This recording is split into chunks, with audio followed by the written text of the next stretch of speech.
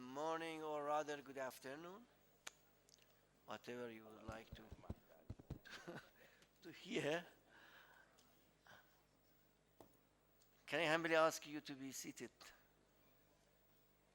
Appreciate your cooperation. We are at least 15 minutes behind our schedule. For this part of the meeting, we have the item or the issue of the law of the sea, which is one of the most important topics in international law and probably one of the most difficult ones.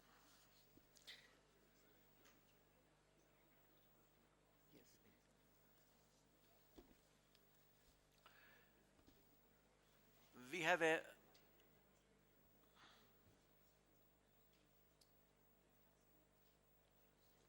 okay, I can wait for a few seconds that the people take their seats and if possible be attentive to the meeting.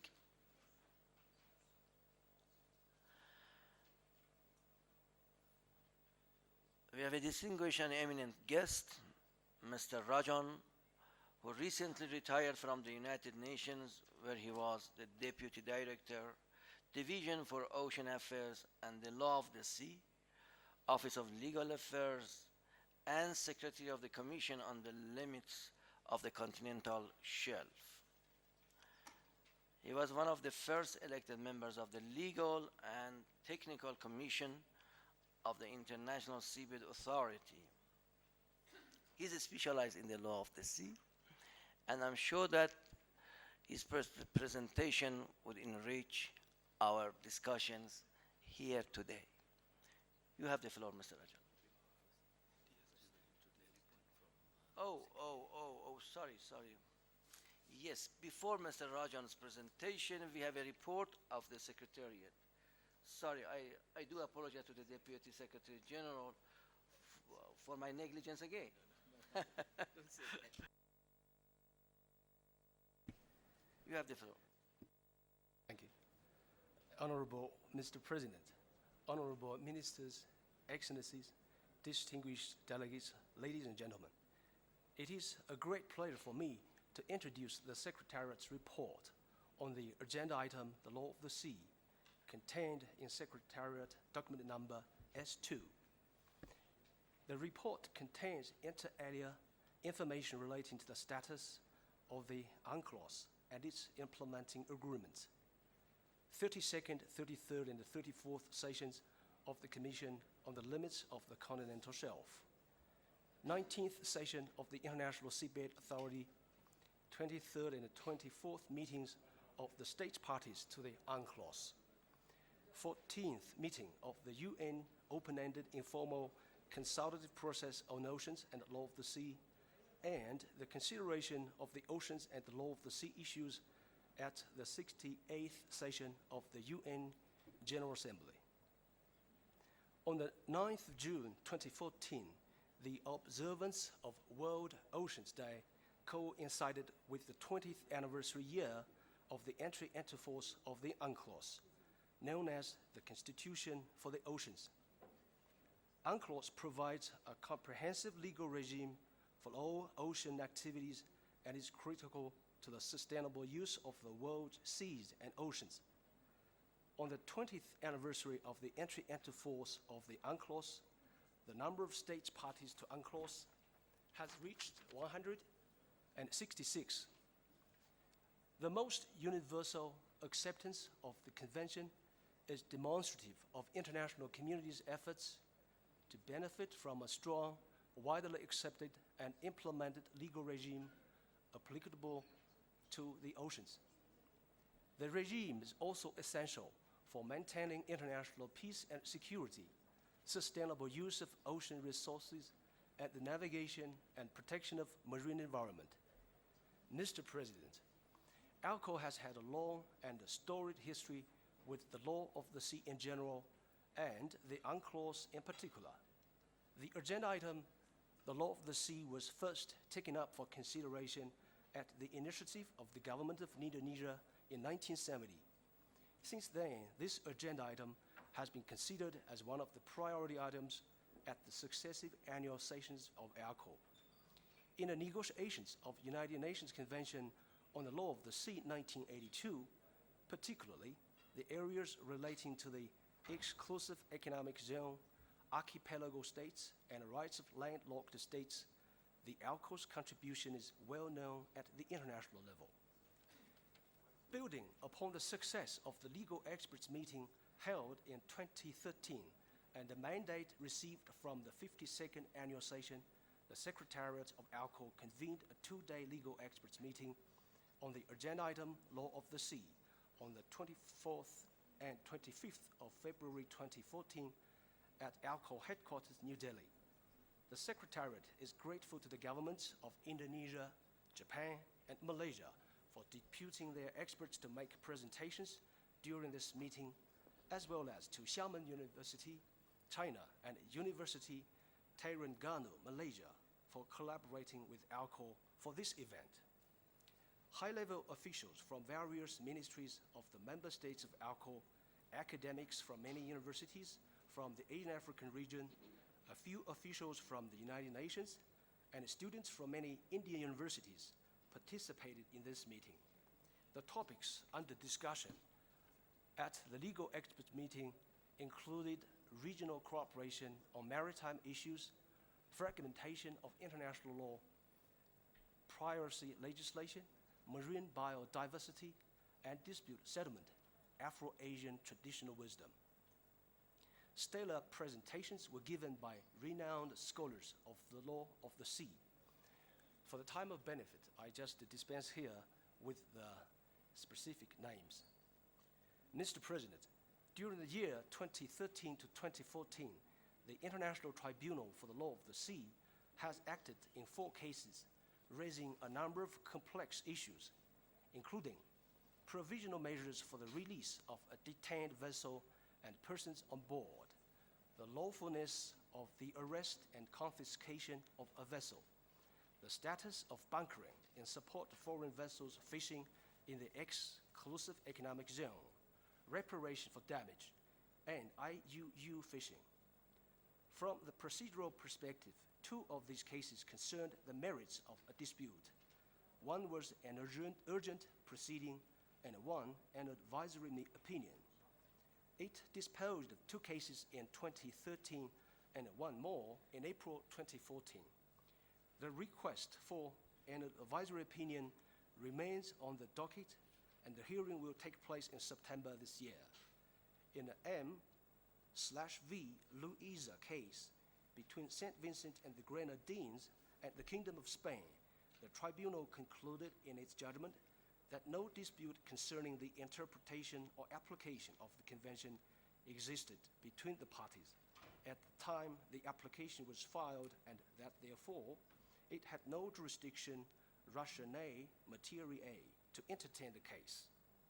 Mr. President, in the intervening reporting period from 2013 to 2014, the Commission on the Limits of the Continental Shelf held 3 sessions, namely the 32nd, 33rd, and the 34th sessions from the 15th of July to the 30th of August 2013, the 7th of October to the 22nd of November 2013, and on the 27th January to the 14th of March 2014, respectively, at the UN headquarters. The increasing workload of the CLCS remains a matter that merited future consideration to expedite the submissions in a timely manner. Given the large number of submissions made by coastal states, it was important to facilitate its work by expeditious consideration of the submissions. It is hoped that the Commission, in fulfilling its responsibilities and consideration of submissions by coastal states, would both meet international expectations and stand the tests of science, law, and time.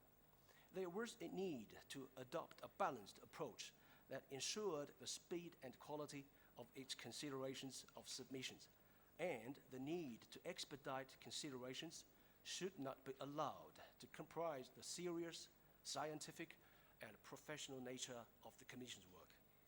However, questions remain with regard to the amount of resources required, their source, and ways to effectively apply them so as to achieve results. In this regard, suggestion by the United Republic of Tanzania at the 20th meeting of state parties to consult with neighboring countries before submitting disputes to the Commission as a way to minimize disputes and reduce costs merits consideration.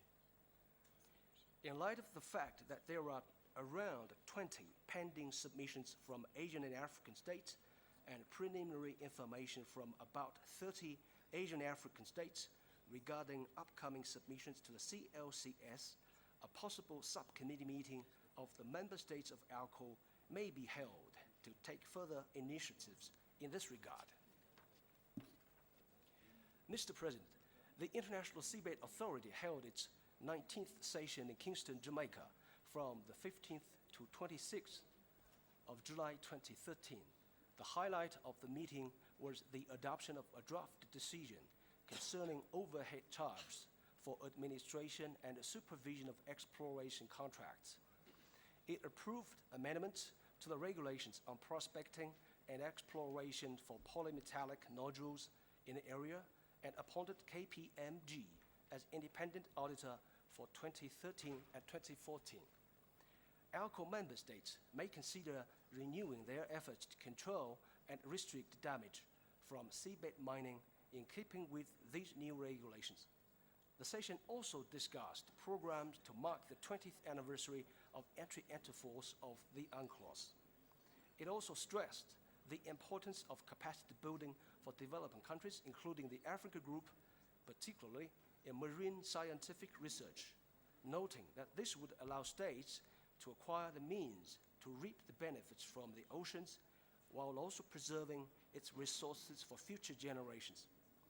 It is proper to mention here that the 20th session of the authority was also held in July this year, which made exploitation regulations and extension of exploration contracts top priority for the 2015 session and elected 17 council members. Mr. President, among the many critical issues that have faced the UNCLOS over the past several years are pirate attacks and armed robbery against ships, which have raised a serious threat to international commerce and maritime navigation. The problem with curbing this menace is not necessarily a matter of a lack of sufficient laws, but often a lack of domestic laws enforcement capability and a lack of institutional capacity to bring pirates to justice. In order to counter the menace of piracy, ALCO member states should, among other measures, consider enacting adequate national legislation to criminalize acts of piracy and armed robbery at sea and associated crimes, as well as modern procedural laws which are indispensable for the effective suppression of piracy. Mr. President, for the sustainable development of oceans, it is important to take necessary measures to protect the marine environment from the impact of ocean acidification, hot pollution at sea, and preserve all marine species. Globalization has shrunk the world, including its oceans, and as resources available in the oceans remain scarce, it is vital that the international community work together to manage these resources. A growing area of concern is the conservation and sustainable use of marine biodiversity in the area beyond national jurisdiction. Marine protected areas are seen to be an important marine ecosystem management tool for securing protection from threats to marine biological diversity. A universally accepted legal framework has yet to be established, and ALCO member states could endeavor to formulate guidelines with the objective to conserve as well as maintain sustainable use of marine biodiversity in areas beyond national jurisdiction.